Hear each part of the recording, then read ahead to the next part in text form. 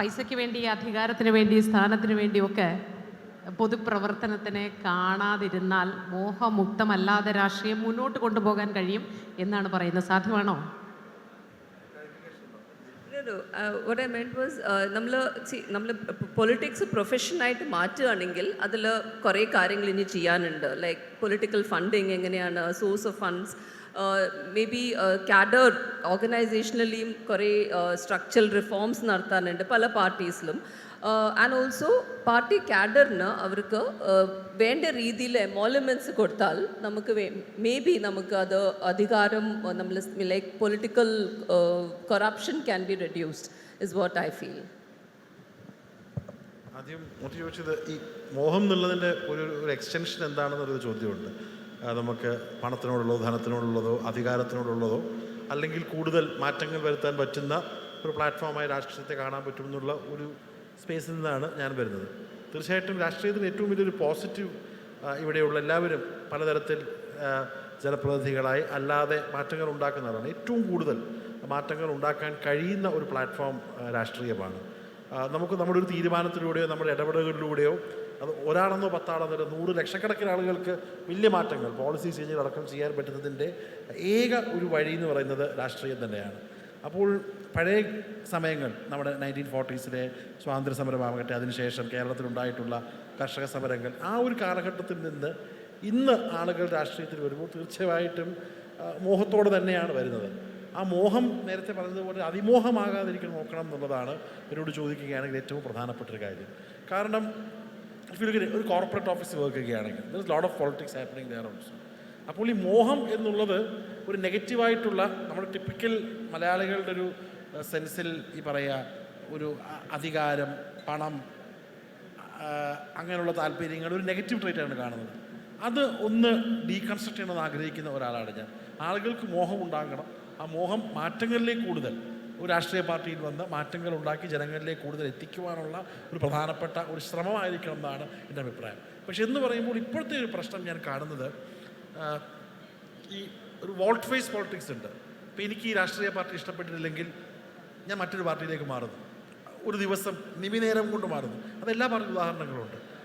ആ ഒരു കരിയർ പോളിറ്റിക്സിനോട് ഞാൻ യോജിക്കുന്നില്ല. കാരണം രാഷ്ട്രീയമെന്ന് വെച്ചാൽ അതൊരു, എൻ്റെ രാഷ്ട്രീയം ഒരു ഔട്ട്പുട്ടാണ്. ഞാൻ വളർന്നു വന്നതിൻ്റെ, ഞാൻ പഠിച്ചതിൻ്റെ, ഞാൻ മനസ്സിലാക്കിയതിൻ്റെ, ഞാൻ ചുറ്റും കണ്ട അനുഭവങ്ങളുടെ, അതിൻ്റെയൊക്കെ ഒരു ഫിൽട്ടർ വെച്ചാണ് ഞാനൊരു രാഷ്ട്രീയ ഒരു ഐഡിയോളജി വിശ്വസിക്കുന്നത്. ആ ഐഡിയോളജി എന്നോട് ചോദിക്കുകയാണെങ്കിൽ എനിക്ക് വളരെ പ്രത്യേകിച്ച് കുടുംബപരമായതുള്ളൊരു വൈകാരികമാണ്, അതിൻ്റെ ബ്ലഡിലടിഞ്ഞൊരു കാര്യമാണ്. ആ ഐഡിയോളജിയോട് 100% ഒരു നീതി പുറത്തണം ആഗ്രഹിക്കുന്ന ഒരാളാണ് ഞാൻ. അങ്ങനെയുള്ള എനിക്കൊരൊറ്റ ദിവസം കൊണ്ട് ഒരു സ്വിച്ച് ചെയ്തൊരു കരിയർ പൊളിറ്റിക്സ് എന്നുള്ള പൊളിറ്റിക്സിനോട് ആര് ചെയ്താലും it is very difficult for me to absorb. അപ്പോൾ രാഷ്ട്രീയത്തിൽ മോഹം ഉണ്ടാകണം. ആ മോഹം നിങ്ങളെ ഡ്രൈവ് ചെയ്യണം, മറ്റാളുകളുടെ മുകളിൽ കയറാതെ. എന്നോടെപ്പോഴും അച്ഛൻ എപ്പോഴും പറയുന്ന ഒരു കാര്യമുണ്ട്, ഒരു അവസാനത്തെ അച്ഛൻ ഒരു ഇൻ്റർവ്യൂവിൽ പറഞ്ഞൊരു കാര്യമുണ്ട്. ഞാൻ എപ്പോഴും സ്പീക്കറായിരിക്കും അച്ഛൻ പറഞ്ഞൊരു കാര്യമാണ്. അന്നൊരു വലിയ കോൺട്രവേഴ്സി ഉണ്ട്, അച്ഛൻ സ്പീക്കർ സ്ഥാനം രാജിവെക്കുന്ന സമയം വന്നപ്പോൾ അച്ഛൻ പറഞ്ഞൊരു കാര്യമുണ്ട്, ഞാൻ എപ്പോഴും ഇരിക്കുമ്പോൾ ഞാൻ താഴോട്ടാണ് നോക്കുന്നത്. എൻ്റെ കൂടെ വന്ന ആളുകൾ, എന്നേക്കാളും മിടുക്കരായിട്ടുള്ള എത്രയോ ആളുകൾ ഇന്നും താഴെയുണ്ട്. അപ്പം ഞാൻ നോക്കും അവരെക്കാളും മെച്ചപ്പെട്ടിരിക്കും മുന്നോട്ട് വന്നിട്ടുണ്ട്. പക്ഷെ അതിന് പകരം ഞാൻ മുകളിലോട്ട് നോക്കുകയാണെങ്കിൽ ഞാൻ അസ്വസ്ഥനാവും. അപ്പോൾ നമ്മൾ, പ്രത്യേകിച്ച് ഞാനടക്കമുള്ള പുതിയ തലമുറ മുകളിലേക്ക് നോക്കി അസ്വസ്ഥരാകുന്നതിനേക്കാളും നമ്മൾ ചെയ്യുന്ന പ്രവൃത്തിയിൽ വിശ്വാസമുണ്ടെങ്കിൽ, ഞാൻ പലയിടത്തും പറയുന്നൊരു കാര്യമാണ്, ഈ രാഷ്ട്രീയം എന്ന് വെച്ചാൽ ഒരു ടെസ്റ്റ് മാച്ചാണ്. നമ്മളെല്ലാം ഇന്ന് തലമുറ ഈ എന്താ പറയുക, വൺ ഡേയും അല്ല T20 കാലത്താണ് ജീവിക്കുന്നത്. ഈ വളരെ എഫെമറൽ എന്നൊരു ഇംഗ്ലീഷ് വാക്കുണ്ട്, ഇൻസ്റ്റൻറ്റ് ഗ്രാറ്റിഫിക്കേഷൻ. അപ്പോൾ രാഷ്ട്രീയത്തിൽ നിന്ന് പുതിയ ആളുകൾക്കും ഒരു ഇൻസ്റ്റൻറ്റ് ഗ്രാറ്റിഫിക്കേഷൻ ഉണ്ട്. ഞാനിപ്പോൾ ഇന്ന് വന്നാൽ പഞ്ചായത്ത് മെമ്പർ ആവുകൊണ്ട് എനിക്ക് നേരെ ആദ്യം MLA MP ആവണമെന്ന് പറയുന്ന ആളുകളുണ്ട്. ആ ഒരു ഇറ്റ്സ് എ ലോങ് ഗെയിം. ഏത് രാഷ്ട്രീയ പാർട്ടിയുടെ നേതാക്കളും, ശ്രീ സുജാത, ഞാൻ നേരത്തെ ജില്ലാ പഞ്ചായത്ത് പ്രസിഡന്റ്, അതോടൊപ്പം തന്നെ MP അടക്കമുള്ള എത്രയോ പോസ്റ്റുകളിൽ നിന്ന് ഇന്ന് പാർട്ടിയുടെ ഒരു പോസ്റ്റിൽ നിൽക്കുകയാണ്. അപ്പോൾ ഇറ്റ്സ് എ ലോങ് ഗെയിം. ഒരു ടെസ്റ്റ് മാച്ച് പോലെ രാഷ്ട്രീയത്തെയും അതിലൂടെ മാറ്റങ്ങൾ ഉണ്ടാക്കാൻ കഴിയുമെന്നുള്ള ഒരു ആത്യന്തിക ബോധമുണ്ടെങ്കിൽ വി വിൽ ബി ഹാപ്പി. നമ്മുടെ മോഹങ്ങൾ നമ്മൾ പതുക്കെ പതുക്കെ നമുക്ക്, പുതിയ തലമുറ രാഷ്ട്രീയക്കാരുടെ പ്രതിനിധി എന്ന് പറയുമ്പോഴും അത്തരത്തിൽ ഇത് 3 പേരും 3 രാഷ്ട്രീയ പാർട്ടികളെ പ്രതിനിധാനം ചെയ്യുന്നവരെന്ന് വേണമെങ്കിൽ നമുക്ക് പറയാം, നേരിട്ടല്ല എങ്കിൽ പോലും. അങ്ങനെ നോക്കുമ്പോൾ രാഷ്ട്രീയത്തിൽ ഇപ്പോൾ എം പി ആവുന്നവർ പതിവായി എം പി ആയിക്കൊണ്ടിരിക്കുന്നു, MLA ആവുന്നവർ പതിവായി MLA ആയിക്കൊണ്ടിരിക്കുന്നു, മറ്റ് സ്ഥാനമാനങ്ങൾ പാർട്ടി സെക്രട്ടറി ആവുന്നവർ, അങ്ങനെ എല്ലാ സ്ഥാനങ്ങളും ഇപ്പോൾ ജില്ലാ സമ്മേളനങ്ങൾ നടക്കുമ്പോൾ അറിയാം എത്ര പേരാണ് ജില്ലാ സെക്രട്ടറിമാരുടെ തുടർച്ചയായി അങ്ങനെ വന്നുകൊണ്ടിരിക്കുന്നതെന്ന് നമുക്കറിയാം. അങ്ങനെയൊക്കെ ഇരിക്കുമ്പോൾ പുതിയ തലമുറക്കാരേക്കാൾ ഈ പഴയ തലമുറയ്ക്ക് അക്കാര്യത്തിലൊരു വാശിയുള്ളതായി തോന്നിയിട്ടുണ്ടോ? സ്ഥാനം വിട്ടുകൊടുക്കാനുള്ളൊരു മടി, ഒരു അതിമോഹം അല്ലെങ്കിൽ മോഹം? അല്ല, അതുണ്ട്. അത് ഞാൻ അതിലേക്കൂടെയാണ് വരുന്നത്. പഴയ തലമുറയിലെ ആളുകൾ എന്ന് വെച്ചാൽ ഒരു 100% പ്യുവർ ബ്ലഡ് പൊളിറ്റീഷ്യൻസാണ്.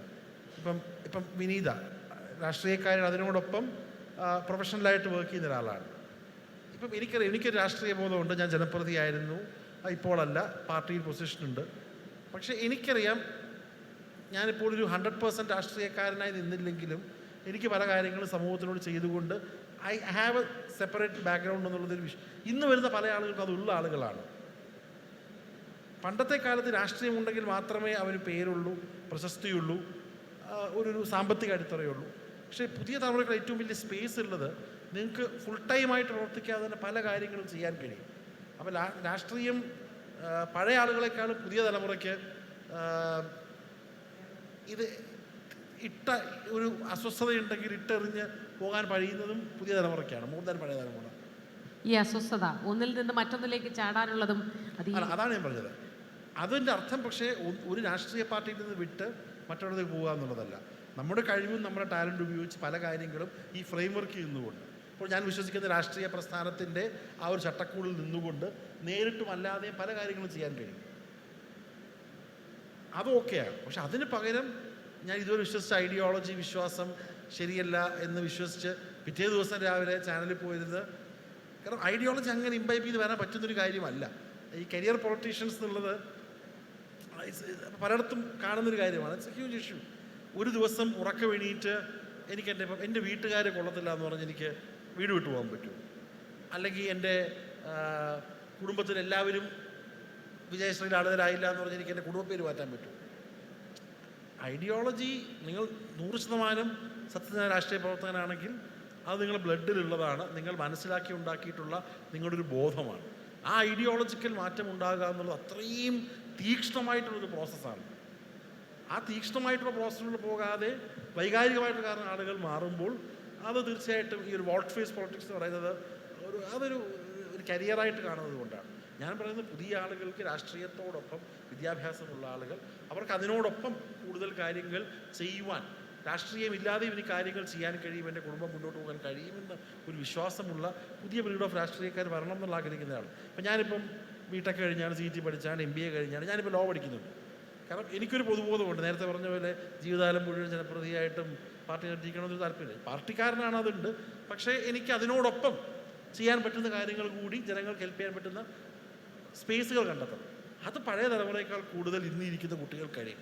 അവർ പല സ്പേസുകളും ഡാബിൾ ചെയ്യാൻ പറ്റും. അത് നിങ്ങളെ കൂടുതൽ സ്വതന്ത്രരാക്കും. എന്ന് വെച്ചാൽ ഈ ഒരു പൊളിറ്റിക്സിൻ്റെ അടിമത്തത്തിൽ നിന്ന് നിങ്ങളെ സ്വതന്ത്രരാക്കും എന്നുള്ളത് വിശ്വാസക്കാരനാണ് ഞാൻ.